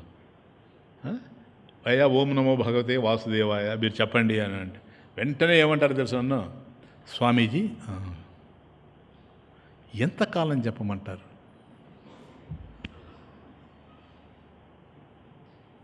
మై క్యా కరు, ఎంతకాలం చెప్పమంటారు? ఏం చెప్తాను చెప్పండి. అదే తిండి తినేటప్పుడు స్వామీజీ ఎంతవరకు తినమంటారు అని ఎవరన్నా అడుగుతారు నాయన? అడగనే అడగరు. ఎందుకని? ఆకలి తీరేంత వరకు తింటాం స్వామీజీ. అందుకనే అజ్ఞానం పోయేంత వరకు చెప్పునైనా రావనామం, అజ్ఞానం పోయేంత వరకు చెప్పు. ఇది మన భాగ్యం, పరమేశ్వరుడు ఇచ్చింది మనకు. చెప్పు. ఇతను పోయి అక్కడ చేస్తూ ఉంటే చుట్టూ పుట్టబెట్టేసింది. చూడండి, అది పుట్టబెట్టినా కూడా తెలియకుండా ఈ వృక్షుడు చేశాడు. పుట్టని వల్మీకము అంటారు. వల్మీకము నుంచి బయటపడ్డాడు. అది తమాషా. అంటే ఆయన కూర్చున్నాడు, చుట్టూ పుట్టబెట్టింది, అలాగే ఉండిపోయాడు లోపలే. ఆ తరువాత వరుణుడు వర్షించాడు. ఆయన కూడా భగవంతుని యొక్క స్వరూపమే కనుక భగవంతునికి అనుగ్రహం పడింది, వర్షం పడిపోయింది, అంతా ఆయన పైన ఉండేటువంటి మట్టి గిట్టి అంతా పోయింది, ఏమీ లేదు, శుభ్రంగా తయారైపోయాడు. ఇప్పుడు వల్మీకి ప్రభవ యస్మాత్, వల్మీకం నుండి పుట్టాడు గనక తస్మాత్ ఈ కారణం చేతనే వాల్మీకి ఇతి అసౌ, వల్మీకం నుంచి పుట్టాడు గనక వాల్మీకి అయ్యాడు. ఇది ఇట్లా అయ్యాడు. ఇప్పుడు ఆశ్రమానికి వచ్చాడు. శిష్యులు ఉన్నారు, ఇతన్ని చూచారు, ఆశ్చర్యపోయారు, ఏంటి ఎట్లున్నాడని. ఇంకా అక్కడి నుంచి అది రామాశ్రమం, ఎవరు పెట్టలా, అది రామాశ్రమం. ఏదన్నా ఆశ్రమానికి పేరు పెడితే ఆ పరిస్థితి ఉంటుందని. సుందర చైతన్య ఆశ్రమం అన్నామనుకోండి, సుందరంగా ఉంటుంది. ఉండా మీకు ఆనందాన్ని ఇస్తూ ఉందా లేదా జ్ఞానం ఇచ్చి? అందువల్ల ఆనందాన్ని ఇస్తూ ఉంది. చైతన్యం మనకు కనపడతా ఉంది. సుందర చైతన్యాశ్రమం మనం పెట్టాము, దాన్ని నిలబెట్టుకుంటూ ఉన్నాం. అది కాబట్టి అక్కడ ఎంతమంది ఉన్నా అందరూ చేస్తూ ఉండారు రామనామం. దీని ఫలితం రావాలన్నా లేదా? అది కర్మ కదా, కర్మ కదా. మరి కర్మకు ఫలితం ఉండాలన్నా లేదా? ఉండాలి. దీనికి ఫలితం ఏంటి? రామనామానికి చెప్పనే లేరు ఎవరు. మననాథ త్రాయితే ఇది మంత్ర, ఓకే, ఫలితం ఏమిటి అని నేను అడుగుతున్నా. అయ్యా రామనామం చెప్తాము, ఫలితం ఏమిటి స్వామీజీ చెప్పు. పిల్లలు పుడతారు స్వామీజీ, రామనామం చెప్తే పిల్లలు పుడతారు స్వామీజీ. అందుకు సరే, నేను కూడా చెప్తున్నాను కదా రామనామం, నా బ్రతుకేం కావాలా? ఏది చెప్పినా నాయన కర్మకు ఫలితం ఉంది, కానీ భగవన్నామం అనేది మామూలు కర్మ కాదు. బాగా అర్థం చేసుకోండి. అది అలౌకిక కర్మ, లౌకిక కర్మ కాదు. లౌకిక కర్మకి లౌకిక ఫలితం ఉంటుంది. ఇది లౌకిక కర్మ కాదు, అలౌకికం. కాబట్టి ఇది అని చెప్పలేవు. నువ్వు నామం చెప్తూ ఉన్నావు, ఈ నామం వల్ల ఏం జరుగుతుంది అంటే చెప్పలేవు. ఎవడు ఏమీ అభిప్రాయపడి ఉన్నాడో లోపల అదే జరుగుతుంది వాడికి. అది మనకు జరగాల్సినటువంటి అవసరం లేదు. కనుక దానికి ఫలితం ఏంటో తెలుసా? కర్మ ఎప్పుడైతే జరిగిందో ఫలితం అనేది ఉండి తీరాలి. మరి రామ అనేది కూడాను నామం గనక, ఇది కర్మే గనక దీనికి ఫలితం ఉంది. ఏంటో చెప్పండి? ఎగ్జాక్ట్లీ దయ. ఏంటది? దయ. కాబట్టి నువ్వు దేనికోసమైతే చేస్తున్నావో ఈ యొక్క నామం నువ్వు స్మరించడం వల్ల నీకు భగవంతుని యొక్క దయ నీ మీద పడుతుంది. భగవంతుని యొక్క దయ నీ మీద పడితే ఆ దయ వల్ల నీకు ఏం జరగాలన్నా జరుగుతుంది. అది ఇది ఇంపార్టెంట్. అందువల్ల దానిని మనం మర్చిపోలేం. మరపురాదు నీ దయ ఓ దయామయ, మరపురాదు నీ దయ ఓ దయామయ, కలయైన నిజమైన కలవరమైన, కలయైన నిజమైన కలవరమైన, మరపురాదు నీ దయ ఓ దయామయ. వేదము నీవే నాదము నీవే, వేదాతీత జ్ఞానము నీవే, వేదము నీవే నాదము నీవే, వేదాతీత జ్ఞానము నీవే, పుణ్యము పండగ నీదరి చేరితి, పుణ్యము పండగ నీదరి చేరితి, పుణ్యము పండగ నీదరి చేరితి, కరుణించగా నీవు ధన్యుడనైతి, పుణ్యము పండగ నీదరి చేరితి, కరుణించగా నీవు ధన్యుడనైతి.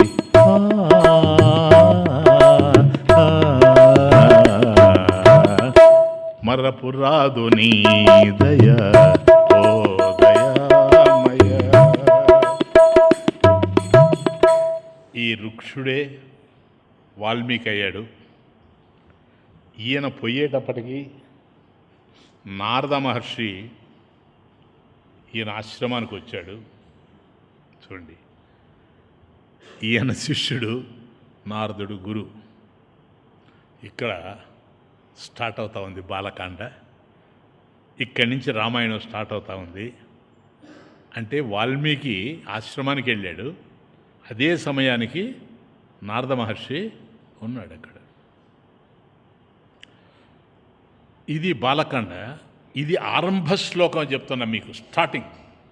ఎందుకంటే ఆరంభ శ్లోకం అంటే ఏదైతే ప్రారంభంలో ఉంటుందో అది మంగళాచరణం కనుక ఇది మంగళాచరణ స్తోత్రం. తపః స్వాధ్యాయ నిరతం వాగ్విదాం, తపః స్వాధ్యాయ నిరతం తపస్వీ వాగ్విదాం వరం, నారదం పరిపప్రశ్చ వాల్మీకిర్ముని పుంగవం. తపః స్వాధ్యాయ నిరతం 3వ లైన్లో వాల్మీకి అని వస్తుంది. తపః వాల్మీకి, ఈ 2 వాల్మీకి సంబంధించినవి. ఎందుకో తెలుసా? తపస్సు చేశాడు, భయంకరమైనటువంటి తపస్సు చేశాడు. పుట్టలో నుంచి వచ్చాడు కనుక వాల్మీకి నుంచి వచ్చాడు కాబట్టి వాల్మీకి. తపః వాల్మీకి, ఈ 2 వాల్మీకికి సంబంధించినవి. మిగతా ఆ శ్లోకంలో ఏవేవి ఉన్నాయో అవన్నీ కూడాను నారదుడికి సంబంధించినవి. తపః స్వాధ్యాయ నిరతం.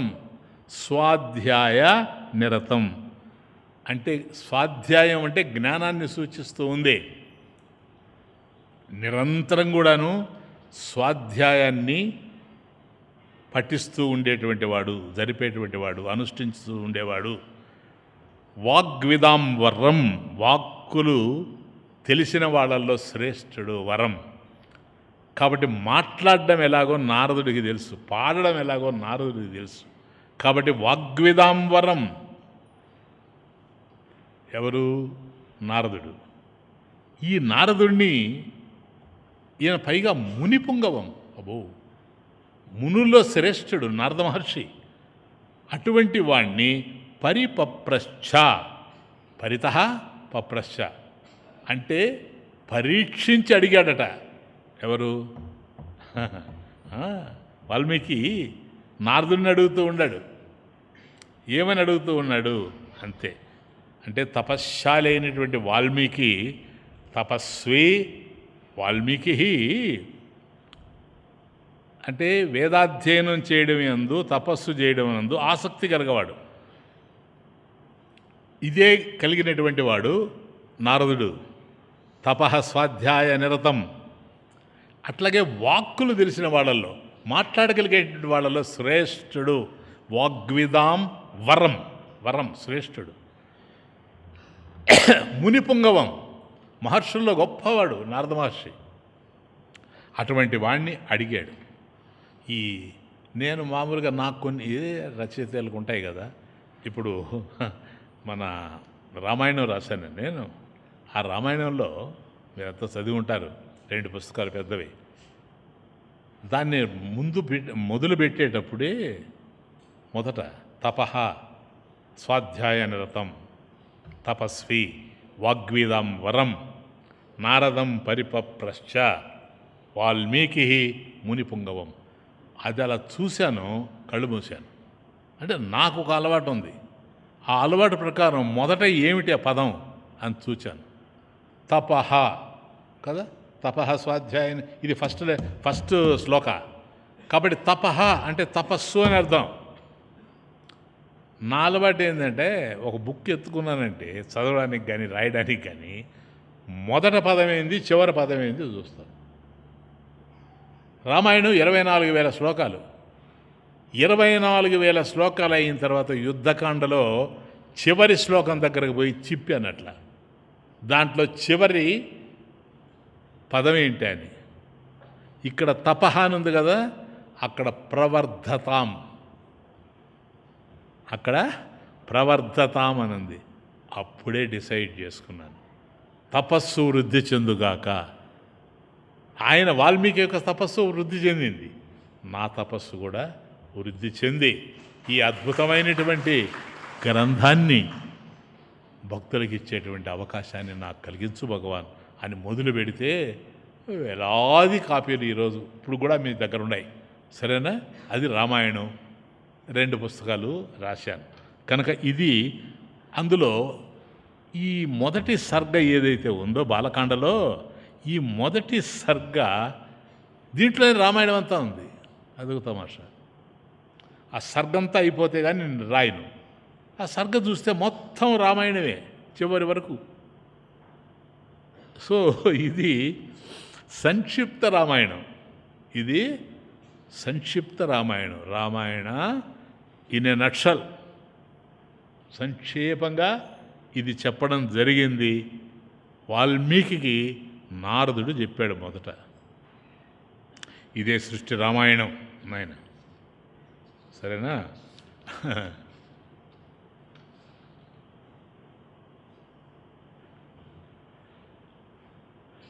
కానీ ఇప్పుడు ఉందో లేదో నాకు తెలియదు. మన ఆశ్రమంలో మొదట ఈ రామాయణం అంతా రాసేటప్పటికి చాలా టైం అయిపోద్ది కదా, 24,000 శ్లోకాలు.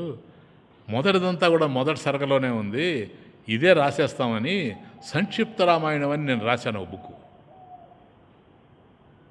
చూసుంటారు మీరు. సంక్షిప్త రామాయణం అని అంటే రామాయణ అయినట్టు అది కూడా ఉండాలి మన దగ్గర. ఆ తరువాత నేను ఇది పెద్ద గ్రంథం రాశాను. ఎందుకు చెప్తున్నానంటే ఇదే సంక్షిప్త రామాయణం. అంటే శిష్యుడైనటువంటి భరద్వాజుడు ఉన్నాడు అక్కడ.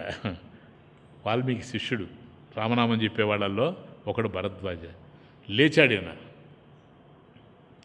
అదంతా కూడా ఎవరు చెప్పారండి అని అంటే, ఆ నారద మహర్షి ఉన్నాడు కదా, ఆయన చెప్పేశాడు రామాయణం అంతా. అదే మొదటి సర్గ, గుర్తుపెట్టుకోండి. ఇప్పుడే వచ్చేసింది రామాయణం అనుకుంటారు, మొత్తం అయిపోద్ది. అయిపోయిన తరువాత ఈయన లేస్తాడు. ఆయనకి దండం పెట్టి ఆయన లేచి, ఎవరు, వాల్మీకి, సరయూ నది వైపు వెళ్ళిపోతాడు. తమసా నది, తమసా నది వైపు వెళ్ళిపోతాడు. ఆయన కూడా శిష్యుడైనటువంటి భరద్వాజుడు కూడా పోతాడు. ఆ నది తీరంలో నడుస్తూ ఉంటారు. ఎంత హాయిగా ఉంటుంది నదీ తీరం, అట్లాగే ఉంటుంది. కొద్ది దూరం పోయిన తర్వాత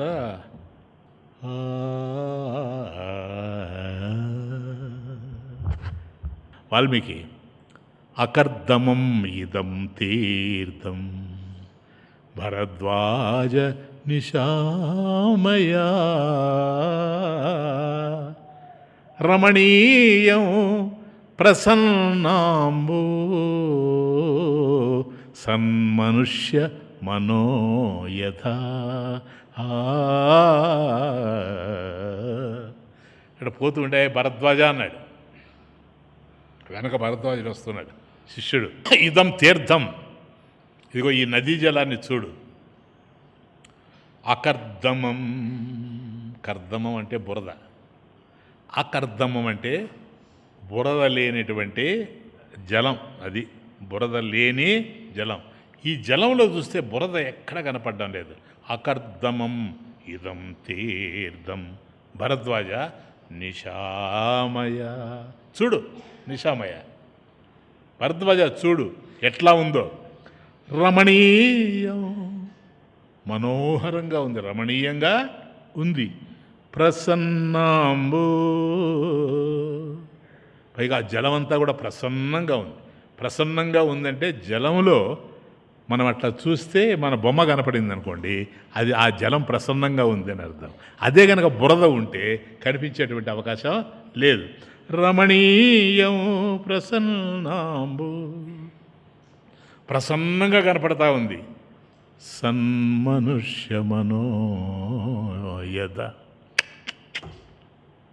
ఎట్లా ఉందంటే ఒక మహాత్ముని యొక్క మనసు ఎట్లా ఉంటుందో అట్లా ఉందన్నాడు. సన్మనుష్య మనోయథ, యథ ఏ విధంగా అయితే సన్మనుష్య మనః. కాబట్టి ఒక సత్పురుషుని యొక్క హృదయం, మనస్సు ఎట్లా ఉంటుందో అట్లుంది చూడు నాయన అన్నాడు. అయిపోయింది అక్కడికి. అంటే ఈయన రామాయణం రాయబోతాడు. ఎవరు? వాల్మీకి. ఈయన మనసు ఎట్లా ఉందో చెప్పేస్తూ ఉంది రామాయణం మొదట.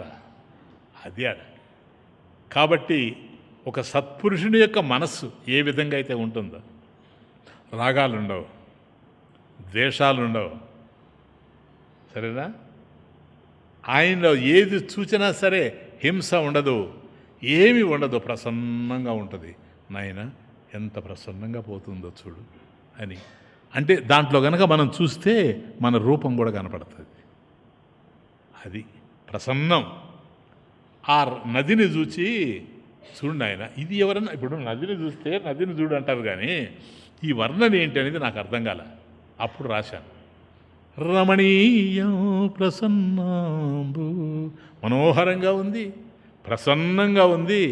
సన్మనుష్య మనోయథ, ఒక సత్పురుషుని యొక్క మనసు ఎట్లాగైతే ఉంటుందో, ఒక మహాత్ముని యొక్క మనసు ఎట్లాగైతే ఉంటుందో, ఒక మాటలో చెప్పాలంటే రామాయణం రాసేవాడికి ముందు ఆ మనసు ఎట్లాగైతే ఉందో ఆ విధంగా ఉంది ఇది. సన్మనుష్య మనోయథ అని చెప్పాడు.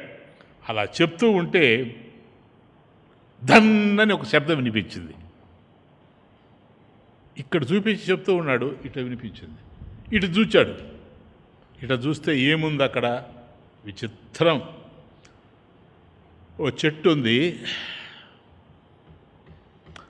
ఆ చెట్టు మీద 2 పక్షులు ఉన్నాయి.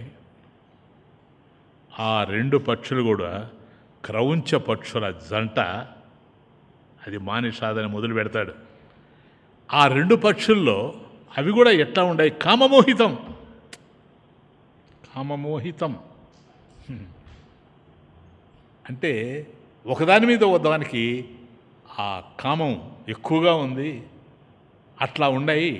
దాన్ని అవధీహి చంపేశాడు. ఎవరిని? ఒక పక్షినే చంపాడు. రెండింటిని చంపుంటే ప్రాబ్లం లేదు. ఒక పక్షినే చంపాడు. ఆ పక్షి మగది. మగ పక్షిని చంపేశాడు. అది పడిపోయింది కింద. దాన్ని ఈయన చూచాడు. ఎటువంటి హృదయం వాల్మీకి! ఎందుకంటే బురద లేదు, అజ్ఞానం లేదు, సంకల్పాలు అనేటువంటి అలలు కదలడం లేదు, అజ్ఞాన పంకం లేదు. చూడండి ఎట్లా ఉందా అది ఆయన హృదయం. లేకపోతే రామకథ ఎలా రాస్తాడు? ఇప్పుడు అంటాడు ఇటు చూసి, మనిషాద ప్రతిష్ఠా త్వమగమః శాశ్వతీ సమా. ఎవరు? వాల్మీకి. యత్క్రౌంచ మిథునాత్, యత్క్రౌంచ మిథునాత్ ఏకం, యత్క్రౌంచ మిథునాత్ ఏకం అవధీ కామమోహితం. భార్యాభర్తలు రెండు పక్షులు, క్రౌంచ పక్షుల జంట ఒకదాన్ని ఒకటి ప్రేమించుకుంటా ఉంటే అందులో భర్తను చంపేశావా? భర్తను చంపేవా నువ్వు? ఓ బోయవాడా, మా నిషాద బోయవాడ అని అర్థం. కాబట్టి వాళ్ళ అంత ప్రేమగా ఉండేటువంటి వాళ్ళల్లో ఒకరిని వేరు చేశావు గనక నువ్వు ఎక్కువ కాలం బ్రతకవు అని శాపం పెట్టాడు. ఎందుకని? వాళ్ళ జీవితాన్ని ఇట్లా చేశావు కనుక నువ్వు కూడా ఎక్కువ కాలం బతికేందుకు అవకాశం లేదు అని చెప్పాడు ఆయన. అంతే. అక్కడి నుంచి తిరిగారు. కానీ తమాషా ఏంటో తెలుసు, ఇక్కడే ఉంది విషయం. ఆయన పాపం వాళ్ళ బాధలను చూచి ఆవేదనతో ఆందోళనతో పలికినటువంటి ఆ మాటలు ఏమయ్యాయో తెలుసా? ఆ యొక్క శ్లోక రూపాన్ని ధరించాయి. ఊరికే మామూలుగా అన్నాడు, అది శ్లోకం అయిపోయింది. మనిషాద ప్రతిష్ఠా త్వమగమః శాశ్వతీ సమా, యత్క్రౌంచ మిథునాత్ ఏకం అవధీ.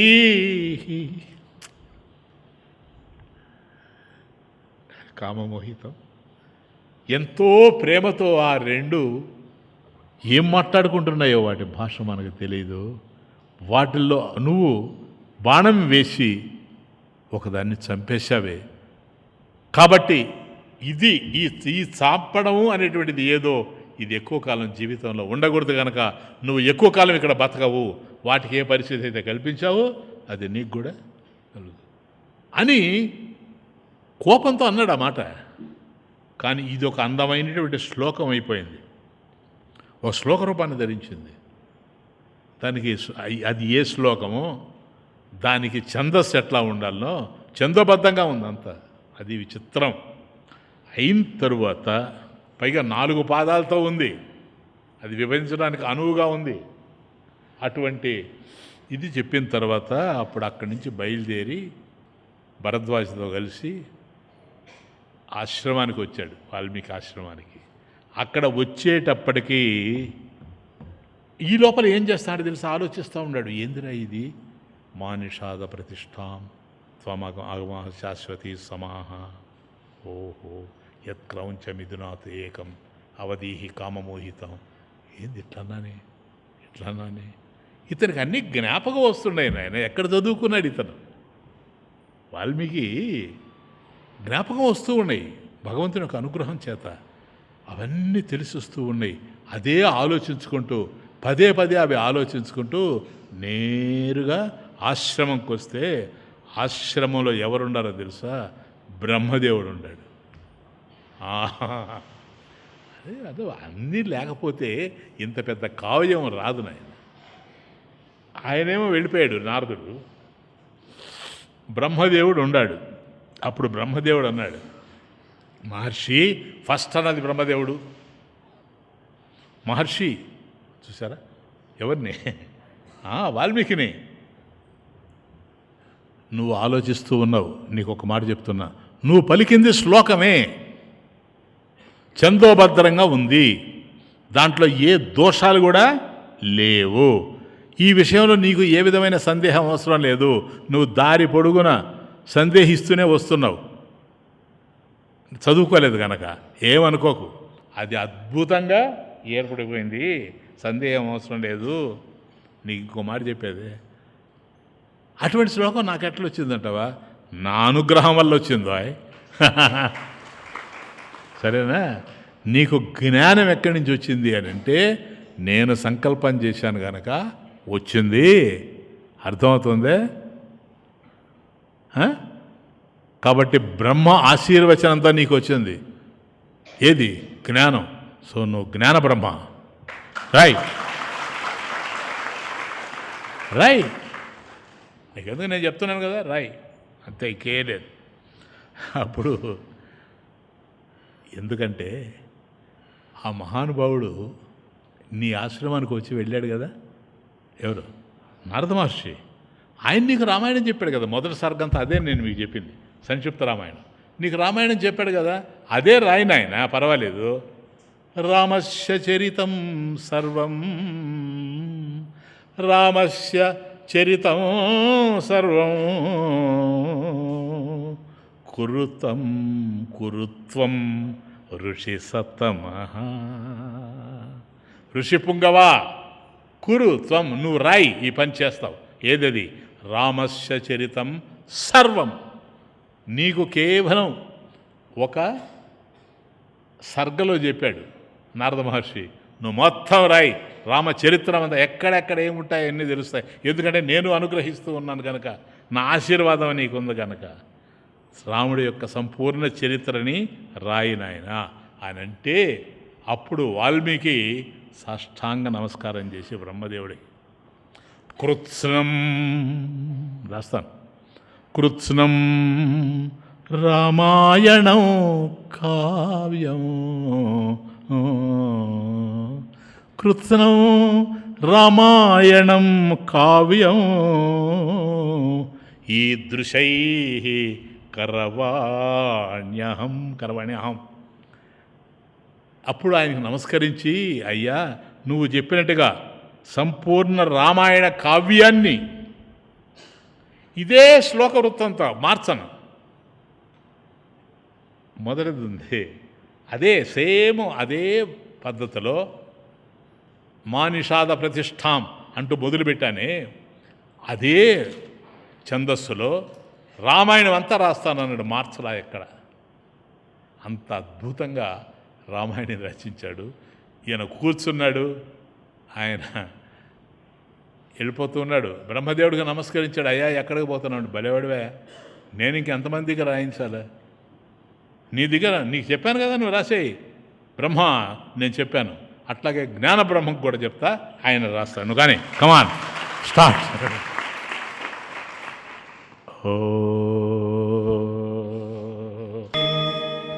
ఓం పూర్ణమదః పూర్ణమిదం పూర్ణాత్ పూర్ణముదచ్యతే పూర్ణస్య పూర్ణమాదాయ పూర్ణమేవావశిష్యతే. ఓం శాంతి శాంతి శాంతి.